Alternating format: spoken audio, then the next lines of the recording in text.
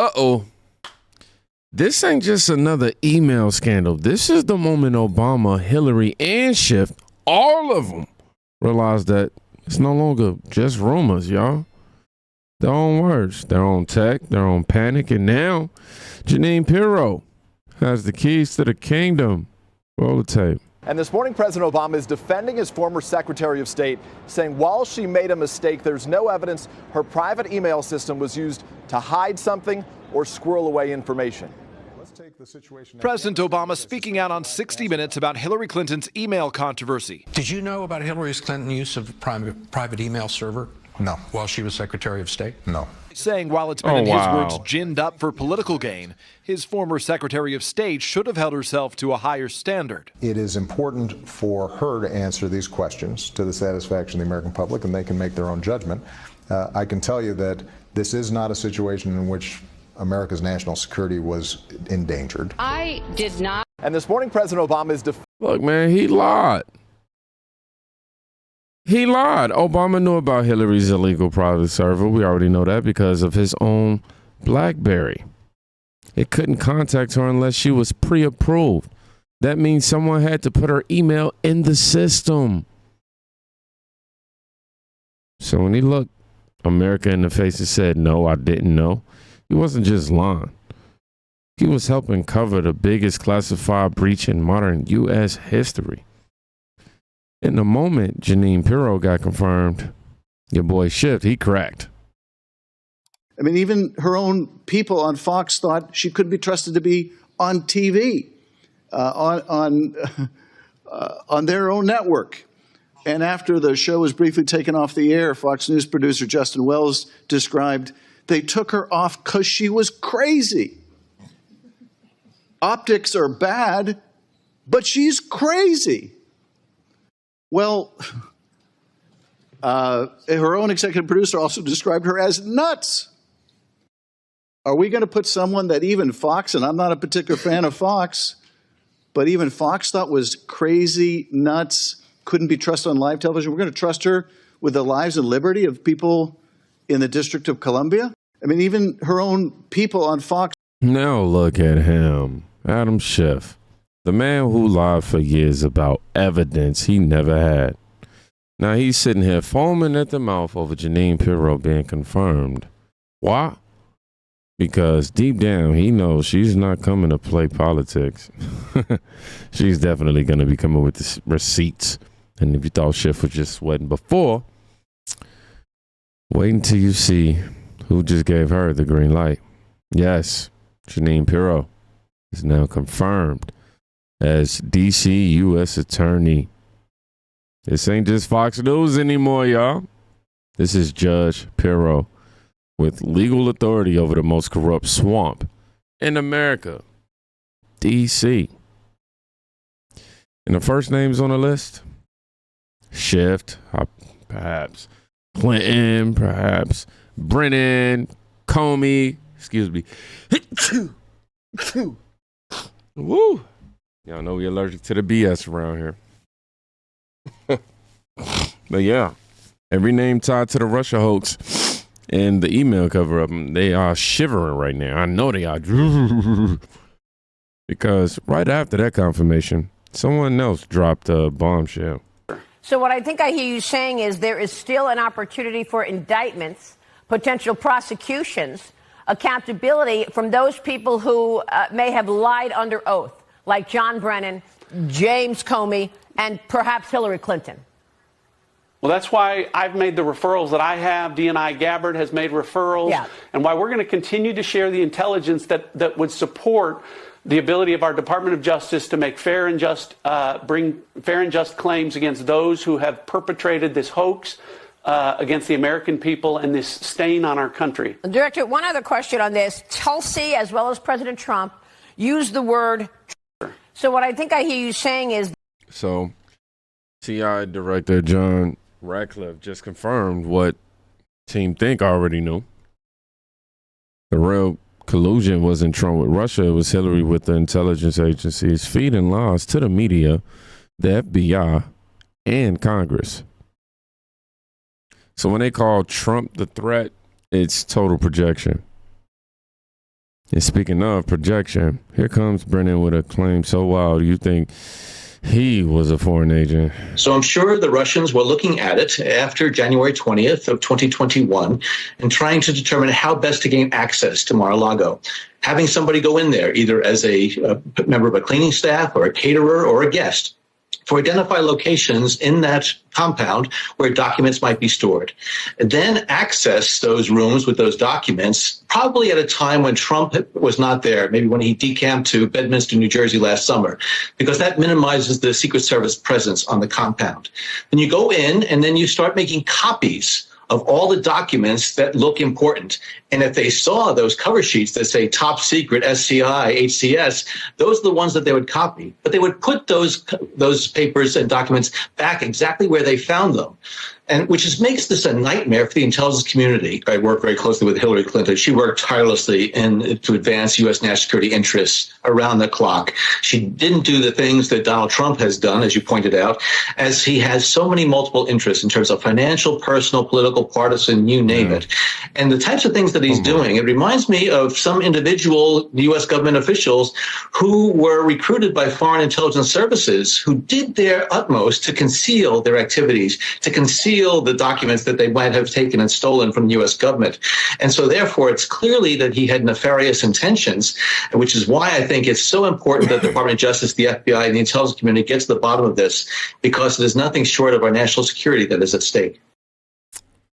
John Brennan, Obama's CIA director, seriously claimed Russians went undercover in the Mar-a-Lago, disguised as staff to copy Trump's documents.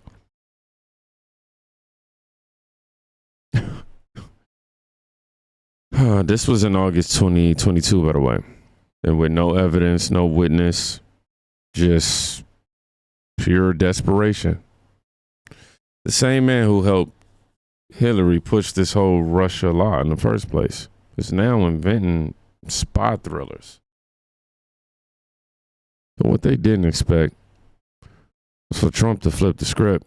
Good morning, and when you're the president, a lot of very interesting stuff crosses your desk in the course of a day, and the most interesting thing that President Trump has seen, based on his Truth Social this week, is the mortgage history of Adam Schiff. He thinks that the California senator has committed mortgage fraud, and part of the president's argument is this: I've always suspected Shifty Adam Schiff was a scam artist. Adam Schiff said that his primary residence was in Maryland to get a cheaper mortgage and rip off America, when he must live in California because he was a congressman from California. And here's a quick refresher about President Trump's beef with Schiff.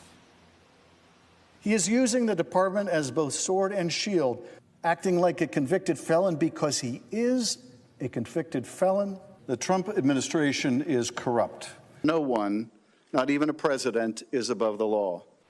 Well, now the California lawmaker, who spends a lot of time in Maryland, is responding. So the president today is accusing me of fraud, and the basis of his accusation is that I own a home in Maryland and I own a home in California. Big surprise. Members of Congress, almost all of them own more than one home or rent more than one home because we're required to be on both coasts. So he is using my ownership of two homes to make a false claim of mortgage fraud. The president wants stiff penalties here, so we had a chance to ask, how stiff? You say that you want Adam Schiff brought to justice. I would love to see him brought to justice. I'll tell you what, I think Adam Schiff is one of the lowest of the low. I would love to see him brought to justice. He is a dishonest, crooked guy. I don't know about the individual charge, if that even happens, but Adam Schiff is a serious lowlife. The New York Post first reported that Schiff barely spent any time in California because he was always at this Maryland house 3 years ago. Back to you. Yeah, so I guess one of the things was that they said that they listed as his primary residence, Peter. That was it, and you can't do that. Oh, yes, and the longer version of President Trump's Truth Social is very, very detailed. The specific dates that certain boxes were checked on mortgage applications. But yes, the president is accusing Schiff of saying that Maryland was his primary residence when he was running to represent California, which the Lawyer president thinks. Peter, remember the same thing happened here in New York. Letitia James, our AG, she was accused of doing the same thing. A residence in Virginia, and she allegedly was claiming that as her primary residence, yet she was the AG here.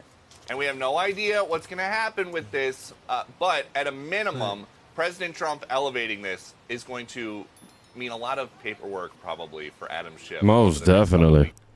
Trump, obviously, we know that he accused Schiff of mortgage fraud, claiming he lied about his residence to get a cheaper rate.